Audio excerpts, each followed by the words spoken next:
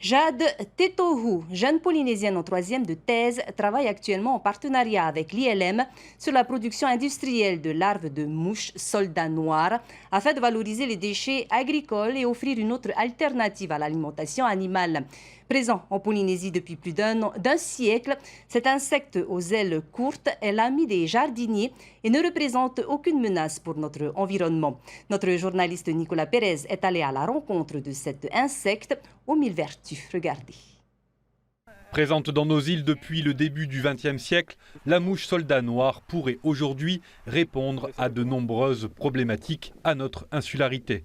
Sa larve, dénommée Hermetia illucens, que l'on retrouve dans notre compost, est un véritable glouton, puisqu'un kilo de ces asticots pourrait manger 2 kilos de déchets organiques en seulement 4 heures. Ici en Polynésie, il y a une grande quantité de déchets organiques avec un potentiel immense pour l'application que je veux en faire. Et ces déchets n'ont aujourd'hui pas une voie de traitement adaptée.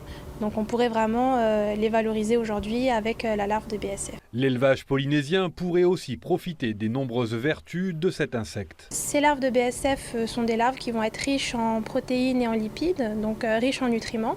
Elles constituent une ressource.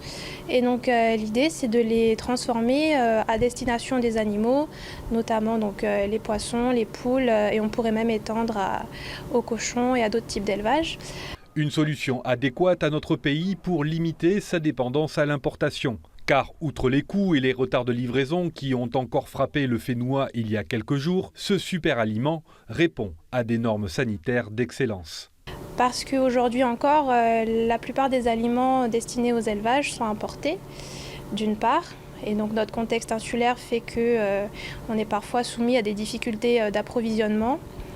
Et d'autre part, il y a aussi le fait que les ressources qu'on utilise aujourd'hui, donc essentiellement la farine de poisson et la farine de soja, sont des ressources qui reposent sur un mode de production peu vertueux. Donc nous, on essaye de changer cette dynamique. Jade s'est illustrée en mai dernier en décrochant le premier prix du jury lors du concours d'éloquence de l'UPF, ma thèse en 180 secondes. Il lui reste encore 2 ans de recherche pour trouver la bonne formule et faire de cette simple mouche un véritable espoir environnemental pour le Fénois.